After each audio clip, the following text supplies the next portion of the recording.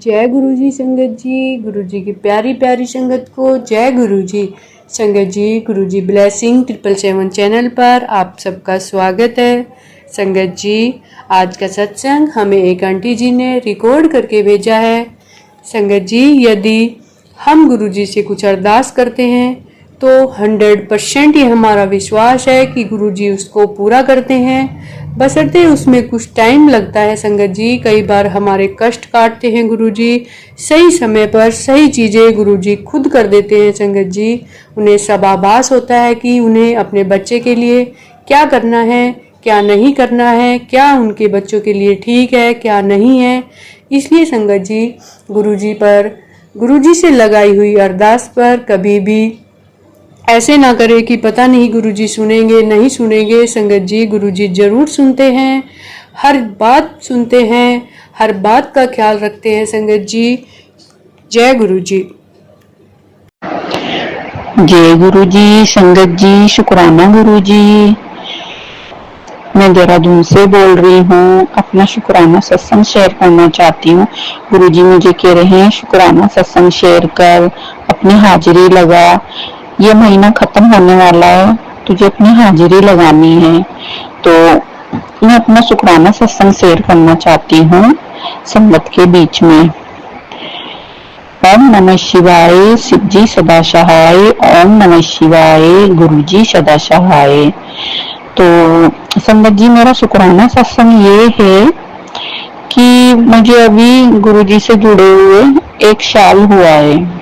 तो गुरुजी ने तो एक तो मेरी बीमारियां बहुत ठीक करी है। गुरुजी ने बीमारियां तो ठीक करी है, और मेरे घर में ना बहुत लंबे टाइम से मतलब ऐसे बदबू सी आती थी कि जैसे कि कोई बंदा बीड़ी पी रहा है, बीड़ी जैसी स्मेल आती थी गंदी सी। मतलब वो उसका कोई टाइम टेबल नहीं था। और मेरे अंकल तो बीड़ी पीते ही नहीं है। हम तो 3 जने रहते हैं, मेरा बेटा छोटा है, अंकल जी 2.5 साल के, मेरे अंकल और मैं रहती हूँ। तो क्या बोलते हैं, बीड़ी तो वो पीते नहीं है, लेकिन फिर भी बहुत टाइम से मतलब बीड़ी की खुशबू आ रही थी। और क्या बोलते हैं, ये टाइम नहीं होता था, रात को भी आती थी, 4 बजे हो गया, 2 बजे, 12 बजे, ऐसे दिन में भी मतलब किसी भी टाइम मतलब खूब ऐसे लगते थे कि पता नहीं कितनी सारी बीड़ियां पी रहा होगा कोई बंदा। तो मैं जब गुरुजी से नहीं जुड़ी थी, तो जब मैं भगवान से बोलती थी कैसी स्मेल आ रही है, इसे निकालो मेरे घर से, तो गुरुजी ऐसा कोई मुझे मतलब नहीं हुआ मेरे साथ ऐसा कुछ भी कि मतलब वो स्मेल मेरे घर से गई हो। लेकिन हाँ, गुरुजी के जुड़ने के बाद मैंने गुरुजी से अरदास नहीं करी थी कि गुरुजी मेरे घर में बीड़ी की स्मेल आती है, लेकिन गुरुजी को सब पता था। वो तो जान ही जहान है, उनको तो सारा कुछ पता होता है। तो गुरुजी इतने प्यारे हैं, मैं क्या बताऊं आपको कि इतने प्यारे हैं कि उन्होंने मेरे घर में से ये स्मेल हटा दी है, बिल्कुल हटा दी। अब मेरे घर में बिल्कुल भी स्मेल नहीं आती। और गुरुजी मतलब इतना ध्यान रखते हैं मेरे बेटे का।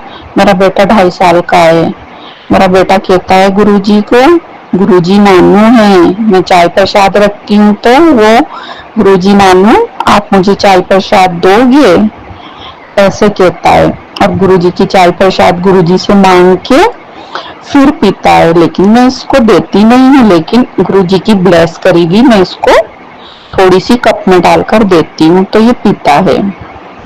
और गुरुजी नानू करता रहता है। चॉकलेट गुरुजी नानू देंगे, चाय प्रसाद गुरुजी नानू देंगे, लंगर प्रसाद गुरुजी नानू देंगे।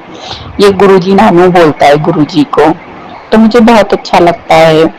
मतलब अभी ये 2.5 साल का है, और मतलब ये इसको मतलब सत्संग के बारे में भी बहुत कुछ पता है। वेलकम कैसे करना है, जब वेलकम करना है, ताली बजानी है, आरती करनी है, शुक्राना बोलते हैं ना आरती के बाद, वो सारा कुछ इसे पता है। जय गुरु जी, शुक्राना गुरु जी, धन धन गुरु जी, वाह वाह गुरु जी। इसको ये सारा कुछ पता है, ये देखता है ना तो इसे सब कुछ पता चल गया। आरती करता है मेरे साथ रोज सुबह शाम। तो गुरुजी भी मेरे बेटे को बहुत ब्लेस करते हैं। और मुझे नहीं पता कि मैंने इसको कभी ये नहीं बताया कि गुरुजी के होने का एहसास कैसा होता है। तो एक दिन ये कहता है मेरे को, मम्मा खुशबू आ रही है घर में, मुझे नहीं आ रही थी लेकिन इसको आ रही थी खुशबू, मेरे बेटे अंकल को। कहता खुशबू आ रही है। मैंने कहा किसकी खुशबू आ रही है? गुरुजी नानू की आ रही है, गुरुजी नानू की खुशबू आ रही है। तो फिर मैंने शुक्राना करा, मैंने कहा गुरुजी शुक्राना, धन धन गुरुजी, शुक्राना गुरुजी। और हाँ संगत जी, मैं बहुत डरा करती थी, मुझे अकेले घर में ना डर लगा करता था। मैं भी ऐसी लेडीज बहुत सी हैं जो अकेले डरती हैं, तो मैं भी बहुत डरा करती थी घर में। तो जैसे रात को हमारा वॉशरूम बाहर है, तो जैसे रात को जाना पड़ता है ना, तो मैं अंकल जी को उठाते थे, अंकल जी भी नींद में रहते थे, तो कहते थे मैं नहीं जा रहा, कि मैं जगह वो खुद चली जा। तो यही होता है ना कि दिन भर थका रहता है तो रात को तो नींद आती है ना संगत जी, जो इंसान बाहर काम करता है। तो फिर ये कभी चलते थे कभी नहीं चलते थे। तो संगत जी, गुरु जी ने मेरा वो डर भी बाहर निकाल दिया मेरे दिल में से, दिमाग में से। अब मैं बिल्कुल नहीं डरती, ना मैं इनको उठाती हूँ, मैं बिल्कुल भी नहीं डरती। अब मैं बाहर भी चली जाती हूँ और घर में मैं अकेली भी रहती हूँ। और संगत जी, गुरु जी का बर्थडे था ना 7 जुलाई को, तो मैंने गुरु जी का बर्थडे भी किया था, सत्संग किया था। तो उस दिन मेरी आंटी सिस्टर का भी जन्मदिन होता है, मेरी जेठानी का भी बर्थडे होता है। तो मेरी जेठानी आंटी भी केक लाई थी, मेरी सिस्टर आंटी भी केक लाई थी। तो आरती उरती करने के बाद तो केक काट रहे थे ना, जो मेरी जेठानी का केक था वो गिर गया नीचे। लेकिन हमें नहीं पता था कि हाँ गुरुजी ब्लेसिंग दे रहे हैं। वो केक गिरा और केक से ओम बन गया। मैंने उसकी सेल्फी भी ली और गुरुजी ने सबको ब्लेस करा, सबको अच्छा भी बहुत लगा गुरुजी का बर्थडे मनाकर।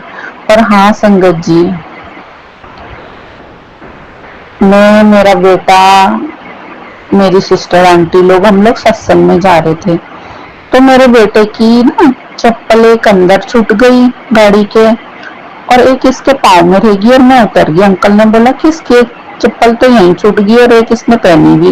तो मैंने बोला रुको, मैं इसकी दोनों चप्पल गाड़ी में उतार देती हूँ। हम सत्संग में जा रहे थे, तो मैं इसकी गाड़ी में चप्पल उतार के जैसे मैं हाथ बाहर करने लगी तो मेरा हाथ दरवाजे में आ गया। अंकल ने एकदम से दरवाजा बंद कर दिया, तो मेरा हाथ